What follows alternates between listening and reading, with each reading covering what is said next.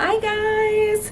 So today is delivery day. We're gonna have some babies today. Yep. We're super nervous, but we're so excited.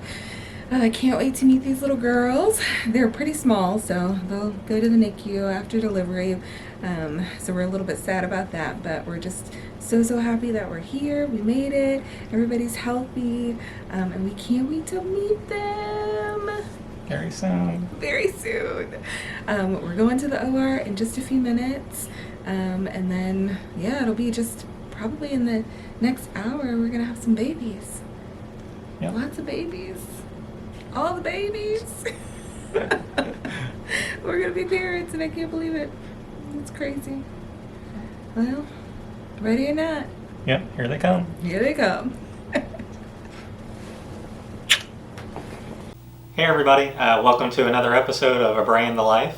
And today we have a very special episode because today's video is all about our delivery day. Yeah, it's going to be great. So right now the girls are 5 weeks old. And doing really well. Yep, mom's doing Pretty good. Pretty good. Just a little sleep deprived. So we did make it to 34 weeks before we delivered. They would not let us go any further because the girls were growth restricted. Yep. And not growing like they should have been. Yep. And because we, our girls share a placenta, having a vaginal delivery was out of the question.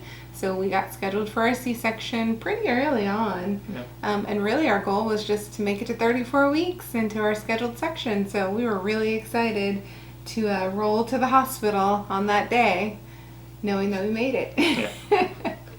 Yeah. So today we're going to walk you through what it was like to deliver the triplets from my perspective as the dad. Yep. And my perspective as a mom, going through it. Unfortunately, they did not allow us to have a video camera in the operating room, but we did manage to take a lot of pictures. We did. So we're going to show you some of them and talk to you about how our triplets were delivered. So to start, we were scheduled to be there. I think we had to be there at like 7:30 or something like that for like a 10 o'clock section. We were late. It's a common theme. You guys all know that getting there on time is a big trouble for me. But we were only a few minutes late. So we got there, we got checked in, we got registered pretty quickly, got into a room so that we could get changed into a gown and got my IV put in and all that stuff. And then for the most part we just kind of hung out, talked with our doctors about kind of the procedure and everything, and then we just waited. They had a case that was going before us, so we were really just waiting on that case to finish before we went to the OR. Yep. Mm-hmm. And then when it was time to go to the OR, they took you away. Yep, rolled me to the back for my spinal and left you to get into your bunny suit. Yeah. So I got to put on my bunny suit and just wait. Yep. And I got taken to the back for the spinal. That was an interesting experience. I've been there for other people getting their spinals, and I've seen my patients get them, and it's always kind of an interesting dynamic. Some people take it very easily, some people it's a little bit tougher. So I didn't really know what to expect. I will say that probably the worst part was getting numbed for the spinal needle. But then after that, it was just kind of like a weird zinging sensation. I don't know how to describe it in my back. That kind of like was like zinging down to my toes. But I will say what's funny is that when the anesthesiologist said your legs are gonna get warm and go numb, it was literally like someone flipped a switch. And I went from like these like funny weird zinging sensations to like, he said they're gonna be warm, and then they were warm, and it was like, you gotta lay down because your legs are completely numb. So they laid me down, and it's a weird sensation. It's almost like a wave of like warm numbness starts, and it kind of spreads up from your feet. So by the time They like got me my belly cleaned off and got the drape up and everything like that. I didn't feel a thing. I'm not gonna lie. Didn't feel a thing. So then they brought me into the room. And by the time they brought me into the room, everybody was ready to go. Yeah, the whole team was there. Yeah. Nakia was laying down. We were on one side of the sheet. Oh, so we have kind of a double-sided drape that we use in the OR. So to keep everything sterile, there's a blue side, which is where the surgeons work. And then on our side, there's actually a clear part that goes across the back of the blue. So when the babies are delivered, they can actually drop the blue sheet and there's still like a clear drape that's sterile, so we can see the babies when they're born. So it's pretty cool. But yeah, it moved real fast once I got in there. And basically there was lots of moving around, and they pulled Bella out first. Yep. And she was screaming at the top of her lungs. Hasn't stopped since. Yeah. And when that happened, they dropped the blue sheet, and you can't hold your baby, but they put it up to the sheet so you can look at your baby through the clear sheet, and then they pass it off to somebody from the NICU team who holds the baby up so you can see it, and then quickly takes your baby away from you. Yeah, I mean, they have to take the babies to the resuscitation room, which is like around the corner. If you have seen our NICU video, then we've talked a little bit about this. We have a neonatal resuscitation room literally next to the OR that we were in. But if your baby is doing really well, they try to give you a chance to just kind of see your baby on the other side of the drape. So that was really nice. So I did get to see them for a really short time, but they did have to take them pretty quickly to the resuscitation room after that. So that was tough. Yeah, and the whole thing it went fast to me.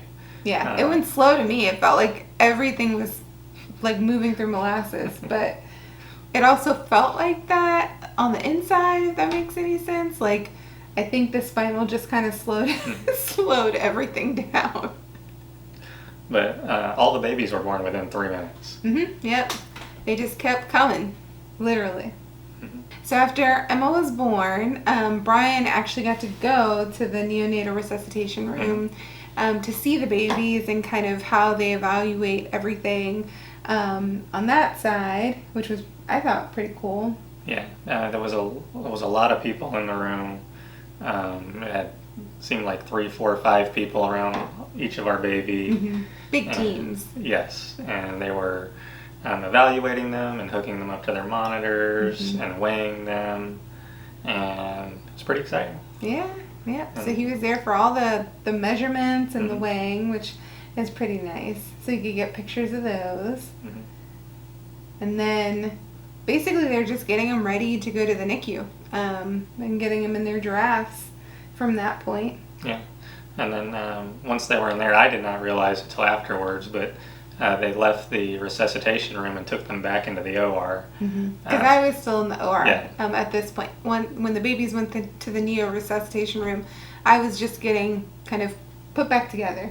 Yeah. And then they took all the girls to the NICU, and I got to go to the NICU to see where they would be staying at. And then I went to go hang out with Nakia back in the OR.